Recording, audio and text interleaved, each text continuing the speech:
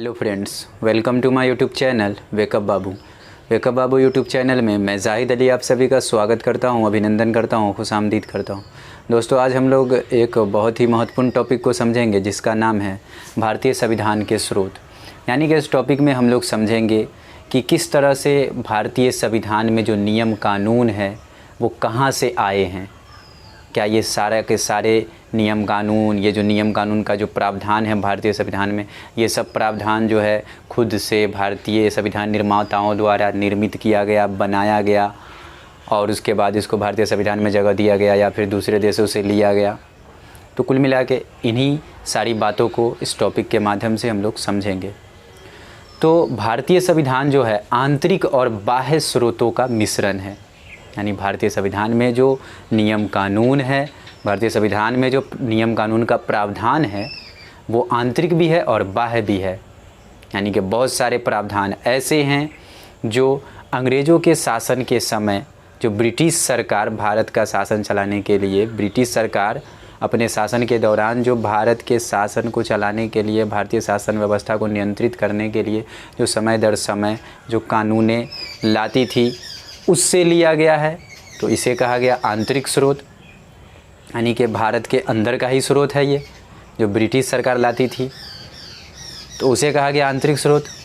और दूसरा है बाह्य स्रोत, जो अलग अलग देशों के संविधान से अपनाया गया है।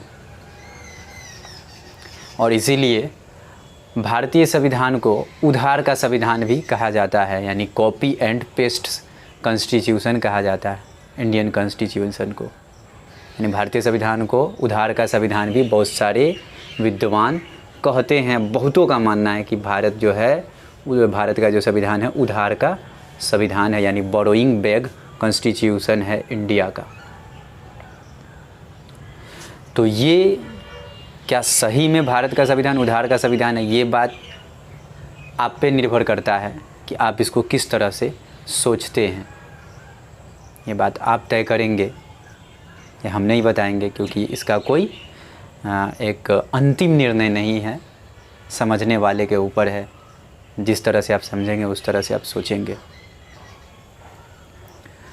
हमारे हिसाब से उधार का संविधान नहीं कहा जा सकता है, क्योंकि हमारे संविधान निर्माता जब संविधान का निर्माण कर रहे थे तो उनके अंदर एक ख्याल आया, उनके दिमाग में एक ख्याल आया कि जिन देशों में संविधान पहले से ही बना हुआ है, क्यों न उन देशों की संविधान का अध्ययन किया जाए और जो प्रावधान अच्छे लगेंगे उसे अपने संविधान में क्या कर लिया जाएगा, तो समाहित कर लिया जाएगा, अपने संविधान में उसे जगह दे दिया जाएगा।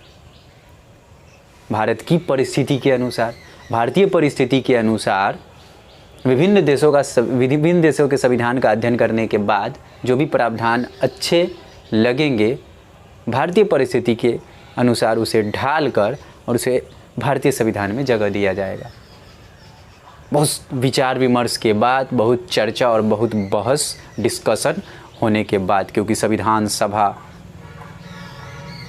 इसमें 389 सदस्य थे उतने, और लगभग लोग जो थे कानून के ज्ञाता थे, लगभग उसमें कानून के ज्ञाता लोग थे। उन लोगों में एक एक प्रावधान पर चर्चाएं होंगी, उसको फिर भारतीय परिस्थिति के अनुसार उसे ढाला जाएगा, उसमें परिवर्तन किया जाएगा और उसके बाद उसे भारतीय संविधान में जगह दिया जाएगा। तो हम नहीं कह सकते हैं कि उधार का संविधान है, क्योंकि ऐसे ही थोड़ी ना लिया गया और उसे डायरेक्ट बिना जांच परख के लिया गया और उसे भारतीय संविधान में जगह दे दिया गया। पूरी चर्चा है ना, विचार विमर्श के बाद, जांचने परखने के बाद भारतीय परिस्थिति के अनुसार उसे भारतीय संविधान में जगह दिया गया। तो हम नहीं कहेंगे, लेकिन बहुत सारे लोग कहते हैं।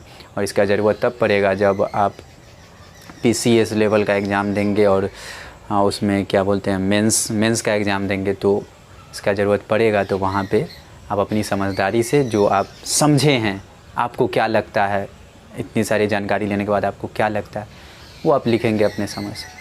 तो यही समझते हैं, हमने समझा भारतीय संविधान आंतरिक और बाह्य स्रोतों का मिश्रण है, जिसमें आंतरिक स्रोत से भी, यानी कि बहुत सारे प्रावधान ऐसे हैं जो अंग्रेज़ी शासन के समय जो ब्रिटिश सरकार द्वारा कानून लाया जाता था भारत के लिए, उससे लिया गया है। और मुख्य रूप से 1935 के भारत शासन अधिनियम से भारतीय संविधान में बहुत सारी प्रावधान, यानी लगभग आज भारतीय संविधान में 395 अनुच्छेद है ना। आज भारतीय संविधान में 395 अनुच्छेद, 22 भाग और 12 अनुसूचियाँ हैं। उसमें से 395 में से लगभग 250 अनुच्छेद ऐसे हैं जो गवर्नमेंट ऑफ इंडिया एक्ट 1935 से लिया गया है, यानी ये आंतरिक स्रोत ही है जो ब्रिटिश सरकार द्वारा 1935 का भारत शासन अधिनियम लाया गया था भारत के लिए। और अभी तक यानी कि स्वतंत्रता तक, भारत की स्वतंत्रता तक यही इसी कानून से भारत का शासन चल रहा था। तो भारतीय संविधान पर सबसे अधिक प्रभाव इसी का पड़ा है। क्वेश्चन पूछा जाएगा कि भारतीय संविधान पर सबसे ज़्यादा प्रभाव किसका पड़ा है, तो 1935 के भारत शासन अधिनियम का, 1935 के भारत शासन का प्रभाव भारतीय संविधान पर सबसे अधिक पड़ा है।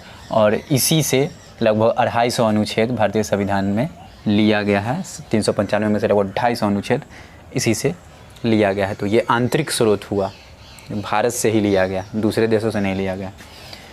तो जैसे 1935 के भारत शासन अधिनियम से क्या क्या लिया गया, हमने यहाँ एक तरफ स्रोत है, लगभग 11 स्रोत है, यानी 11 स्रोत मुख्य रूप से है ना। 11 स्रोत है। इन 11 स्रोत से देखेंगे कि कहाँ से, है ना, किस स्रोत से कौन सी प्रावधानें ली गई है, क्योंकि एग्ज़ाम में यही पूछा जाता है। चाहे रेलवे का वन लाइनर क्वेश्चन हो या फिर पीसीएस लेवल का एग्ज़ाम हो, इस तरह के क्वेश्चन एग्ज़ाम में पूछे जाते हैं कि यानी कि मौलिक अधिकार कहाँ से लिया गया, या फिर ये कहाँ से लिया, वो कहाँ से लिया गया। तो इसको समझ लेंगे तो फिर हमारे लिए सब आसान हो जाएगा। तो उसे ही समझते हैं। 11 है, हमने एक तरफ यहाँ पे स्रोत लिखा है, दूसरी तरफ प्रावधान लिखा है कि इस स्रोत से ये प्रावधानें ली गई हैं। और हमको याद वही रखना है जो मुख्य रूप से एग्ज़ाम में पूछा जाता है।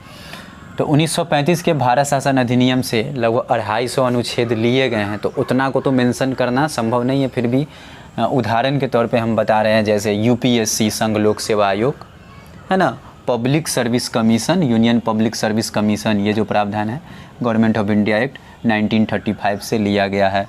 जुडिशियरी यानी न्यायपालिका का जो व्यवस्था है इसी से लिया गया है। इमरजेंसी प्रोविजंस, आपातकालीन उपबंध जो अनुच्छेद 352 से 360 तक में आज हमारे संविधान में है, अनुच्छेद 352 से 360 तक भाग 18 में जो आपातकालीन उपबंध है, ये आपातकालीन उपबंध गवर्नमेंट ऑफ इंडिया एक्ट 1935 से लिया गया। न्यायपालिका, पब्लिक सर्विस कमीशन यानी यूपीएससी जो आज है, union public service commission. Federal system यानी संघात्मक व्यवस्था कहाँ से लिया गया, 1935 के भारत शासन अधिनियम से। और 3 lists of distribution of powers, यानी 3 सूचियों में जो आज पावर का डिस्ट्रीब्यूशन किया गया है, 3 सूचियों में जो शक्ति का बंटवारा किया गया है, संघ सूची, है ना, राज्य सूची, समवर्ती सूची। क्वेश्चन पूछा जाता है कि शिक्षा किस सूची के अंतर्गत आता है, स्वास्थ्य की सूची के अंतर्गत आता है, पुलिस की सूची के अंतर्गत आता है, बहुत सारे एग्जाम में पूछे जाते हैं। तो ये जो 3 सूचियों में शक्ति का बंटवारा है, संघ सूची, राज्य सूची और समवर्ती सूची, ये 3 सूचियों में शक्ति का बंटवारा भी इसी गवर्नमेंट ऑफ इंडिया एक्ट 1935 के तहत किया गया। तो 1935 के तहत कुछ मुख्य बातें हमने देखा, है ना। ऐसे तो 250 अनुच्छेद लिए गए हैं, लेकिन मुख्य रूप से हमने ये छोटा बात देखा उदाहरण के तौर पर। यूपीएससी, है ना, यानी संघ लोक सेवा आयोग कहे तो, उसके बाद न्यायपालिका, आपातकालीन उपबंध, संघात्मक व्यवस्था और 3 सूचियों में शक्ति का बंटवारा, संघ सूची, राज्य सूची, समवर्ती सूची। अब सबसे इम्पोर्टेंट ब्रिटेन, क्योंकि ब्रिटेन का भारत पर प्रभाव था, ब्रिटेन का भारत में शासन था उतने समय से, तो मुख्य रूप से ब्रिटेन का ही भारत पे सबसे अधिक प्रभाव था। तो यहाँ से कुछ ज़्यादा ही लिया गया। ब्रिटेन यानी इंग्लैंड, यानी कि पूरा का पूरा सिस्टम जो इंग्लैंड में था वो अपनाया गया भारत में मुख्य रूप से। जैसे पार्लियामेंट्री सिस्टम, संसदीय प्रणाली, ब्रिटेन से क्या लिया गया, तो मुख्य रूप से, है ना, याद रखने वाली बात है संसदीय प्रणाली, है ना। गवर्नमेंट ऑफ इंडिया एक्ट 1935 से क्या लिया गया, इससे ज़्यादा क्वेश्चन नहीं पूछे जाते हैं, फिर भी याद रखेंगे, यूपीएससी, संघ लोक सेवा आयोग, है ना, न्यायपालिका, आपातकालीन उपबंध, संघात्मक व्यवस्था, 3 सूचियों में शक्ति का बंटवारा। अब यहाँ पे ब्रिटेन से पूछा जाएगा संसदीय प्रणाली कहाँ से लिया गया, तो ब्रिटेन। उसके बाद मंत्रिमंडल व्यवस्था, कैबिनेट सिस्टम, है ना, पार्लियामेंट्री सिस्टम, कैबिनेट सिस्टम, संसदीय व्यवस्था, मंत्रिमंडल वाला व्यवस्था। जैसे अब देखिए संसद से जुड़ा हुआ जो भी है सब ब्रिटेन से लिया। संसद है तो मंत्रिमंडल, संसद में मंत्रिमंडल होते हैं, है ना, तो संसदीय व्यवस्था मतलब मंत्रिमंडल व्यवस्था भी। और एकल नागरिकता, सिंगल सिटीजनशिप जो है, जैसे भारत में एकल नागरिकता है, अमेरिका में, है ना, दोहरी नागरिकता है। जैसे अमेरिका के लोग जो होते हैं राज्य के भी होते हैं और देश के भी होते हैं, वहाँ राज्य का अलग नागरिकता होता है, देश का अलग नागरिकता होता है। तो वो नागरिकता भारत में नहीं है। भारत में क्या अपनाया गया है, ब्रिटेन में जो एकल नागरिकता वाला प्रावधान है उसी को भारत में अपनाया गया, सिंगल सिटीजनशिप यानी एकल नागरिकता, मंत्रिमंडल व्यवस्था, संसदीय व्यवस्था, संसदीय विशेषाधिकार। संसद जो भी रहेगा समझ जाएंगे ब्रिटेन। संसदीय विशेषाधिकार, भारत में जो संसद को विशेषाधिकार दिया गया है, यानी अवशिष्ट शक्तियाँ संसद के पास है। जैसे किसी अतिरिक्त विषय पे भी कानून कौन बनाएगी, जो संसद बनाएगी, है ना, कानून बनाने का काम किसके पास, संसद के पास। अब संसद को ही पावरफुल बनाया गया भारत में, है ना, संसदीय विशेषाधिकार, है ना। उसके बाद विधि निर्माण की प्रक्रिया, यानी विधि का निर्माण कैसे किया जाता है, लॉ कैसे बनाया जाएगा, है ना, विधि निर्माण की प्रक्रिया। जैसे संसद से लॉ बनाया जाता है, यानी कि विधि जो है संसद से बनाया जाता है, बहुमत से बनता है, 2/3 के बहुमत से राज्यसभा लोकसभा से पास होता है, राष्ट्रपति के पास जाता है। ये जो विधि निर्माण की प्रक्रिया है, संसद में बहुमत से विधि बनेगा, ये जो विधि निर्माण की प्रक्रिया है ये ब्रिटेन से लिया गया, क्योंकि ये भी संसद से जुड़ी हुई प्रावधान है। विधि निर्माण की प्रक्रिया, विधि संसद में बनता है, यानी कि कुल मिलाकर संसद वाला जो भी है ब्रिटेन याद रखेंगे। द्विसदनवाद, यानी कि राज्यसभा लोकसभा, संसद के 2 सदन राज्यसभा लोकसभा होंगे, यानी ये द्विसदनवाद वाला भी प्रावधान जो है ब्रिटेन से लिया गया। राजाध्यक्ष का नाम मात्र का महत्व, है ना, राज्य अध्यक्ष का नाम मात्र का महत्व। जैसे भारत में है ना, राज्य अध्यक्ष कौन है, तो राष्ट्रपति, और वो नाम मात्र के अध्यक्ष हैं। वास्तविक प्रधान तो प्रधानमंत्री हैं, संवैधानिक प्रधान राष्ट्रपति हैं, लेकिन वास्तविक प्रधान तो कौन है, प्रधानमंत्री। तो राज्य अध्यक्ष क्या है, नाम मात्र का, राज्य अध्यक्ष का नाम मात्र का महत्व है। ये सिस्टम कहाँ से लिया गया, जहाँ प्रधानमंत्री को, है ना, वास्तविक प्रधान बनाया गया और राष्ट्रपति को संवैधानिक प्रधान बनाया गया। ये ब्रिटेन से ही ये प्रक्रिया, ये प्रावधान अपनाया गया। उसके बाद रीट जारी करने का प्रावधान, जैसे संवैधानिक उपचार के तहत सुप्रीम कोर्ट, है ना, अनुच्छेद 32 और हाई कोर्ट जो होती है अनुच्छेद 226 के तहत रीट जारी करती है 5 तरह का। ये रीट जारी करने वाला भी प्रक्रिया कहाँ से लिया गया, ब्रिटेन से। तो याद रखेंगे ब्रिटेन से क्या क्या लिया गया भाई, तो संसदीय प्रणाली, मंत्रिमंडल व्यवस्था, संसदीय प्रणाली, मंत्रिमंडल प्रणाली, संसद को विशेषाधिकार, उसके बाद एकल नागरिकता, विधि निर्माण की प्रक्रिया, यानी विधि कैसे बनाया जाएगा संसद से, वो वाला प्रक्रिया। उसके बाद द्विसदनवाद, यानी संसद के 2 सदन होंगे, राज्यसभा लोकसभा, राज्य अध्यक्ष, नाम मात्र का महत्व, रीट जारी करने का प्रावधान, ये सब ब्रिटेन से लिया। याद रखेंगे, पूछे जाएंगे क्वेश्चन। अमेरिका से क्या लिया गया, ये भी दूसरा, यानी कि ये तीसरा इंपॉर्टेंट पॉइंट है। अमेरिका से क्या क्या लिया गया, तो सबसे पहले फंडामेंटल राइट, मौलिक अधिकार जो भाग 3 में, अनुच्छेद 12 से 35 तक में जिसका चर्चा किया गया, हमने पढ़ा भी है। तो ये मौलिक अधिकार कहाँ से लिया गया, अमेरिका से। फंडामेंटल राइट कहाँ से लिया गया, अमेरिका। मौलिक अधिकार अमेरिका से। इंडिपेंडेंस ऑफ जुडिशियरी, यानी कि न्यायपालिका की स्वतंत्रता, न्यायपालिका को स्वतंत्र बनाया गया। भारत में जो न्यायपालिका है स्वतंत्र और निष्पक्ष है। तो ये जो न्यायपालिका की स्वतंत्रता है, न्यायपालिका को स्वतंत्र किया गया है भारत में, ये जो प्रावधान है कहाँ से लिया गया है, तो अमेरिका से लिया गया। न्यायपालिका की स्वतंत्रता, मौलिक अधिकार, न्यायिक पुनरावलोकन या पुनरीक्षण, यानी कि न्यायिक पुनरावलोकन, यानी किसी कानून का पुनः जांच किया जा सकता है ना, किसी कानून का क्या किया जा सकता है, पुनः जांच किया जा सकता है, न्यायिक पुनरावलोकन, समझ रहे हैं ना। तो ये न्यायिक पुनरावलोकन कहाँ से लिया गया, अमेरिका से लिया गया। न्यायपालिका की स्वतंत्रता अमेरिका से। मौलिक अधिकार कहाँ से, अमेरिका से। राष्ट्रपति, भारत का एक राष्ट्रपति भी होगा, एक उपराष्ट्रपति भी होगा। भारत में एक राष्ट्रपति होगा, एक उपराष्ट्रपति होगा, ये कहाँ से लिया गया, तो अमेरिका से लिया गया। राष्ट्रपति होंगे, उपराष्ट्रपति होंगे। फिर राष्ट्रपति को हटाने के लिए राष्ट्रपति पर महाभियोग चलाया जा सकता है, राष्ट्रपति पर महाभियोग, ये कहाँ से लिया गया? अमेरिका से। संविधान की सर्वोच्चता, भारत में सबसे ऊपर संविधान को माना जाता है, यानी भारत का संविधान जो सर्वोच्च, यानी संविधान को भारत में संविधान को सर्वोच्च बनाया गया। ये संविधान की सर्वोच्चता का प्रावधान कहाँ से लिया गया? तो अमेरिका से लिया गया। उसके बाद रिमूवेबल ऑफ द जजेस ऑफ HC एंड SC, यानी कि हाई कोर्ट और सुप्रीम कोर्ट। HC मतलब हाई कोर्ट और SC मतलब सुप्रीम कोर्ट। हाई कोर्ट और सुप्रीम कोर्ट के जज को हटाए जाने की प्रक्रिया भी कहाँ से ली गई है? तो अमेरिका से लिया गया। यानी कि हाई कोर्ट और सुप्रीम कोर्ट के जज को किस तरह से हटाया जाएगा, ये भी प्रावधान कहाँ से लिया गया? तो अमेरिका से। अमेरिका से मुख्य रूप से याद रखेंगे मौलिक अधिकार, न्यायपालिका की स्वतंत्रता, न्यायिक पुनरावलोकन, समझ रहे हैं ना? मौलिक अधिकार, न्यायिक पुनरावलोकन, न्यायपालिका की स्वतंत्रता। भारत में एक राष्ट्रपति होगा, एक उपराष्ट्रपति होगा, ये राष्ट्रपति, उपराष्ट्रपति, उसके बाद राष्ट्रपति पर महाभियोग, संविधान की सर्वोच्चता, भारत में संविधान को सबसे सर्वोच्च माना गया है ना? ये संविधान की सर्वोच्चता और सुप्रीम कोर्ट और हाई कोर्ट के जज को हटाने की प्रक्रिया, ये सब कहाँ से लिया गया भाई? तो अमेरिका से लिया गया। उसके बाद है कनाडा मतलब संघात्मक शासन। उसके बाद शक्तियों का विभाजन। संघात्मक शासन है तो शक्ति बटेगा, है ना? संघात्मक शासन या दोहरी सरकार, दो तरह की सरकार है तो शक्ति भी बटेगा दोनों सरकार में, तो शक्तियों का विभाजन। उसके बाद अवशिष्ट शक्तियाँ किसके पास? तो केंद्र के पास। केंद्र को अधिक शक्तिशाली बनाया गया। ये केंद्र को, भारत में केंद्र को अधिक शक्तिशाली बनाया, केंद्र सरकार को भारत में क्या किया गया? तो अधिक शक्तिशाली बनाया गया, है ना? मोर पावरफुल बनाया गया। किसको? तो सेंट्रल गवर्नमेंट को। ये जो प्रावधान है कहाँ से लिया गया? कनाडा से। ये आइडिया कहाँ से लिया गया? ये विचार कहाँ से लिया गया? कनाडा से, है ना? अवशिष्ट शक्तियाँ केंद्र के पास, यानी केंद्र को अधिक शक्तिशाली बनाया गया। शक्तियों का बंटवारा किया गया केंद्र और राज्यों के बीच, केंद्र और राज्य सरकार के बीच शक्तियों का विभाजन किया गया।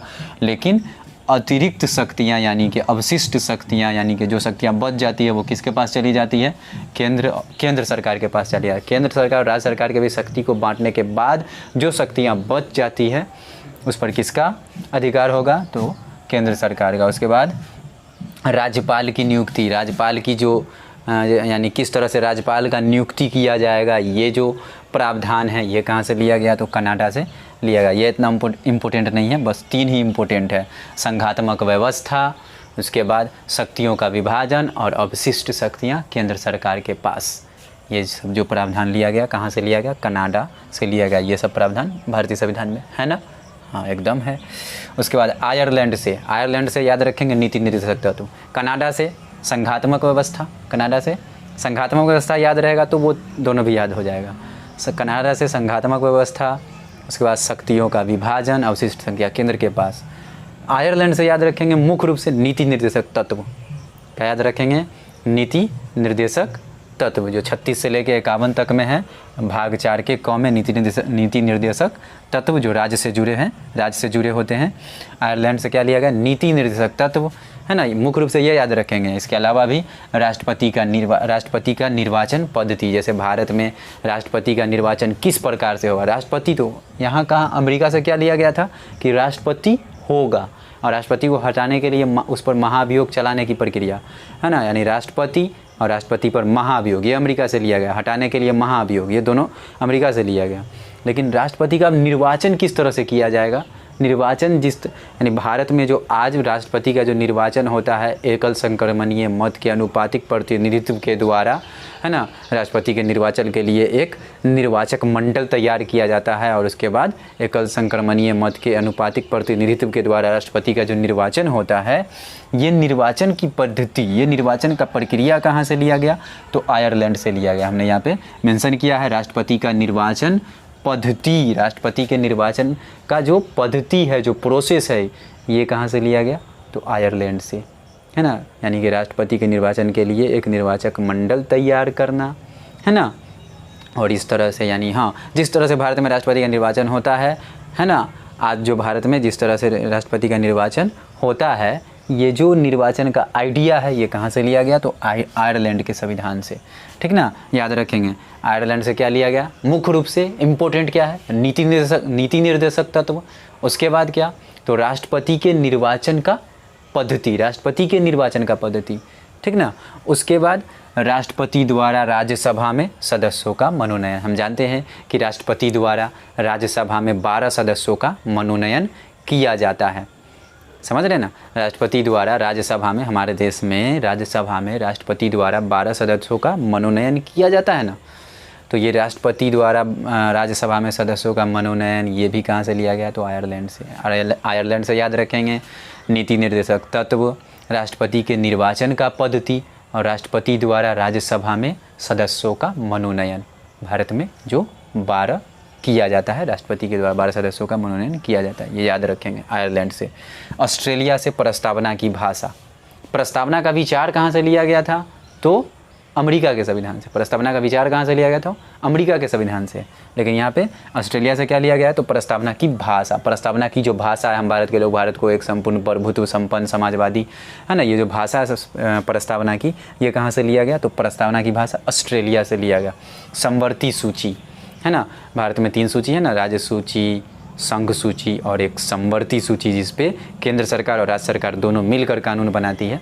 समवर्ती सूची जिस पर राज्य सरकार और केंद्र सरकार दोनों मिलकर कानून बनाती है, वो विषय जो राज्य सरकार और केंद्र सरकार दोनों के अधिकार क्षेत्र में आते हैं, जिस पर दोनों सरकार मिलकर कानून बना सकती है, ऐसी सूची को क्या कहते हैं, समवर्ती सूची। ये कहाँ से लिया गया, ये समवर्ती सूची का प्रावधान ऑस्ट्रेलिया से लिया गया, याद रखेंगे। ऑस्ट्रेलिया प्रस्तावना की भाषा, समवर्ती सूची, एकदम इंपॉर्टेंट है, एग्जाम में पूछे जाएंगे। ऑस्ट्रेलिया प्रस्तावना की भाषा, समवर्ती सूची और संयुक्त अधिवेशन। अनुच्छेद 108 के तहत जो राज्यसभा और लोकसभा का संयुक्त अधिवेशन बुलाया जाता है किसी विशेष परिस्थिति में, है ना, किसी विशेष परिस्थिति में जो राज्यसभा और लोकसभा दोनों का संयुक्त अधिवेशन बुलाया जाता है, जिसकी अध्यक्षता लोकसभा अध्यक्ष ही करते हैं। अनुच्छेद 108 के तहत संयुक्त अधिवेशन बुलाया जाता है ना। ये संयुक्त अधिवेशन, प्रस्तावना की भाषा और समवर्ती सूची। समवर्ती सूची, प्रस्तावना की भाषा, संयुक्त अधिवेशन, ये तीनों कहाँ से लिया गया, ऑस्ट्रेलिया से लिया गया। मुख्य रूप से इंपॉर्टेंट क्या है, तो समवर्ती सूची, जो बहुत सारे एग्जाम में पूछा था, यानी बार बार पूछे जाते हैं, समवर्ती सूची कहाँ से लिया गया, ऑस्ट्रेलिया से। उसके बाद इंपॉर्टेंट क्या है, तो प्रस्तावना की भाषा, ऑस्ट्रेलिया से। उसके बाद संयुक्त अधिवेशन, ये इंपॉर्टेंट नहीं है क्योंकि एग्जाम में ये बहुत कम ही पूछा जाता है, तो फिर भी याद रखेंगे संयुक्त अधिवेशन, है ना, कहाँ से लिया गया, ऑस्ट्रेलिया से। अनुच्छेद 108 के तहत संयुक्त अधिवेशन बुलाया जाता है। जर्मनी, जर्मनी, जर्मनी वही हिटलर का देश। जर्मनी किसका देश, हिटलर का देश, है ना, हिटलर का देश। आपात, इमरजेंसी, ठीक ना, याद रखेंगे कि suspension of fundamental right, FR मतलब fundamental right, suspension of fundamental right during emergency.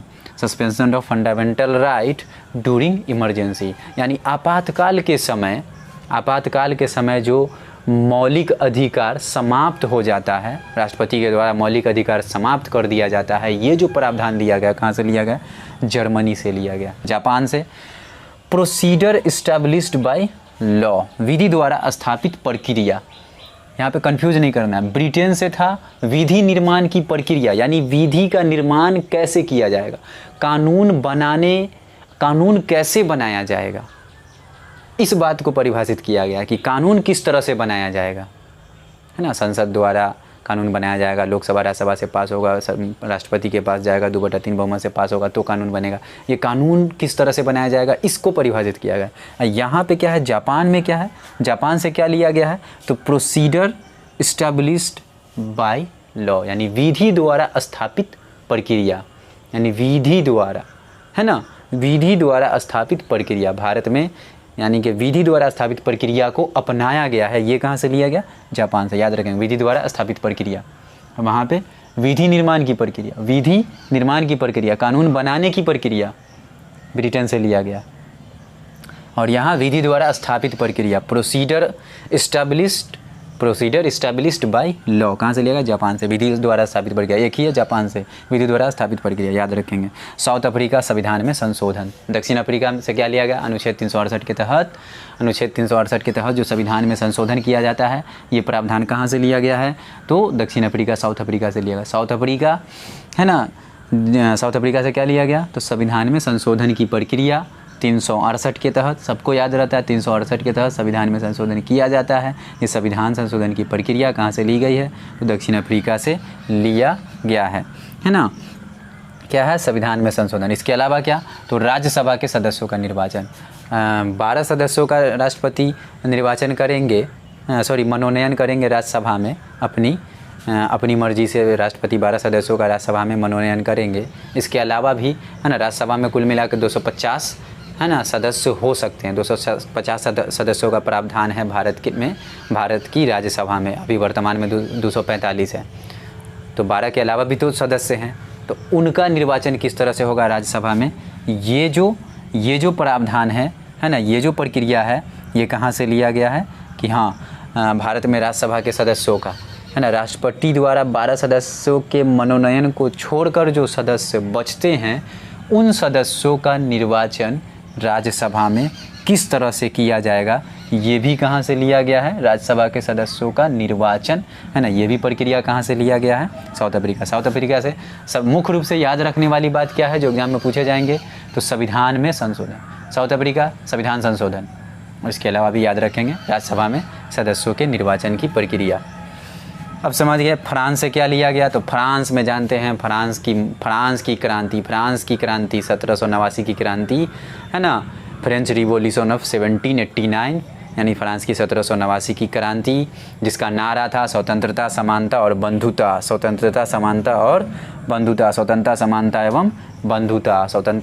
एवं बंधुता, ये जो फ्रांस की क्रांति का नारा था, है ना, ये शब्द जो है भारतीय संविधान में लिया गया, स्वतंत्रता समानता और बंधुता, ये शब्द जो लिया गया है संविधान की प्रस्तावना में, ये फ्रांस से ही लिया गया। फ्रांस से क्या लिया गया, स्वतंत्रता समानता और बंधुता। सबको याद है फ्रांस की क्रांति का नारा था स्वतंत्रता समानता और बंधुता, ये शब्द भारतीय संविधान में लिया गया। कहाँ से, तो फ्रांस से लिया गया। एकदम आसानी से याद हो जाएगा, क्योंकि आप फ्रांसीसी क्रांति पढ़े होंगे और फ्रांसीसी क्रांति के नारे को भी आप पढ़े होंगे, स्वतंत्रता समानता और बंधुता को, है ना, तो ये याद हो जाना चाहिए। तो फ्रांस से समझ गए स्वतंत्रता समानता और बंधुता। इसके अलावा भी याद रखेंगे रिपब्लिक स्ट्रक्चर, यानी गणतंत्रीय संरचना। भारत में जो गणतंत्रीय संरचना है, भारत में गणतंत्रीय संरचना, भारत एक गणतंत्र भी है, तो गणतंत्रीय जो संरचना है भारत का, ये गणतंत्रीय संरचना कहाँ से लिया गया, फ्रांस से लिया गया। स्वतंत्रता समानता और बंधुता और गणतंत्रीय संरचना। USSR, है ना, यानी कि रूस, यानी रसिया, जो उस समय USSR था, इसका विघटन हो गया 1991 में, लेकिन उस समय रूस ही था। तो रूस से क्या लिया गया, तो मौलिक कर्तव्य, फंडामेंटल ड्यूटीज़, जो अनुच्छेद 51 के क में है ना, मौलिक कर्तव्य जो भारतीय संविधान द्वारा दिया गया है नागरिकों को, कुछ मौलिक कर्तव्य, है ना, यानी कि फंडामेंटल ड्यूटीज़ जो अनुच्छेद 51 के क में निर्दिष्ट है, जो अनुच्छेद 51 के क में है ना, क्या, तो भाई मौलिक कर्तव्य, जैसे मौलिक अधिकार होता है उसी तरह मौलिक कर्तव्य होता है, यानी कि फंडामेंटल ड्यूटीज़, जो हम लोग किसी वीडियो लेक्चर में समझेंगे पूरा डिटेल्स में। अभी समझते हैं कि रूस से क्या लिया गया है, रूस से कौन सा स्रोत लिया गया संविधान का, तो मौलिक कर्तव्य। हमारे संविधान में जो मौलिक कर्तव्य का प्रावधान है, ये मौलिक कर्तव्य वाला प्रावधान कहाँ से लिया गया, तो रूस के संविधान से लिया गया है। कहाँ से लिया गया है, रूस के संविधान से मौलिक कर्तव्य लिया गया है, अनुच्छेद 51 के क में है, जो संविधान के 42वें संशोधन 1976 में लिया गया, यानी कि बाद में लिया गया। मूल संविधान में ये नहीं था। संविधान के 42वें संशोधन 1976 के द्वारा इस मौलिक कर्तव्य को संविधान में जगह दिया गया, संविधान में संशोधन करके। लेकिन ये जो लिया गया वो कहाँ से लिया गया, तो ये रूस से लिया गया, याद रखना। उसके बाद संविधान की प्रस्तावना में सामाजिक, आर्थिक तथा राजनीतिक न्याय की बात है ना, संविधान की जो प्रस्तावना में सामाजिक, आर्थिक और राजनीतिक न्याय वाला जो शब्द आता है, ये भी कहाँ से लिया गया है, रूस से लिया गया। सामाजिक, आर्थिक और राजनीतिक न्याय वाला शब्द कहाँ से लिया गया, रूस से लिया गया। मौलिक कर्तव्य याद रखने वाला क्या है, तो मौलिक कर्तव्य रूस से। कहाँ से, तो मौलिक कर्तव्य रूस से। इसके अलावा फ्रांस में स्वतंत्रता, समानता और बंधुता शब्द जो लिया गया है, फ्रांस से तो लिया गया, लेकिन बाद में जोड़ा गया। कब जोड़ा गया है, तो बाद में जोड़ा गया, वही 42वें संविधान संशोधन 1976 के द्वारा संविधान की प्रस्तावना में ये शब्द जोड़े गए हैं। तो ये थे संविधान के स्रोत। उम्मीद करते हैं आपको समझ में आया होगा और याद भी हो गया होगा। बहुत आसान है, आसानी से याद करेंगे, समझ कर याद करेंगे। मतलब हमने कोई ट्रिक नहीं बताया, हम ट्रिक पे भरोसा करते भी नहीं हैं, क्योंकि ट्रिक से पढ़ाई, यानी कि शॉर्टकट, अगर हम शॉर्टकट पढ़ाई करेंगे तो वो कुछ ही दिन में, यानी कि समझे तो कुछ ही समय में हम फिर भूल जाएंगे, तो वैसा पढ़ के कोई फ़ायदा होता नहीं है। यानी कि जो आसान रास्ता खोजते हैं अक्सर वो मुसीबत में पड़ जाते हैं। तो इसीलिए शॉर्टकट नहीं अपनाना है, पढ़ाई में कोई शॉर्टकट नहीं, एकदम पूरे चीज़ को अच्छे से और डिटेल्स में समझेंगे और जो प्रक्रिया है, जो प्रोसेस है पढ़ने का, उसी तरीक़ा से पढ़ेंगे। ट्रिक पे आश्रित नहीं होंगे, ट्रिक नहीं खोजेंगे और इसको पढ़ेंगे और इसको याद करने का कोशिश करेंगे। समझ कर पढ़ेंगे और याद करने का कोशिश करेंगे। एक बार में याद नहीं होगा, 2 बार 3 बार देखेंगे वीडियो को और उसके बाद किताब का भी, बुक का भी सहायता लेंगे और इसको समझकर याद करेंगे। ट्रिक के भरोसे नहीं रहेंगे, क्योंकि ट्रिक कुछ ही दिन के लिए होता है और ये जो प्रोसेस से, प्रक्रिया से जो आप पढ़ेंगे वो हमेशा आपको याद रहेगा। तो ये था पूरा संविधान के स्रोत का वीडियो लेक्चर। उम्मीद करते हैं हमने पूरा प्रयास किया है आपको समझाने का और इस तरह से बताने का कि आपको याद भी हो जाए और समझ में भी आ जाए, और पूरा प्रावधान हमने इसमें बताया है डिटेल्स में। उम्मीद करते हैं आपको समझ में आया होगा।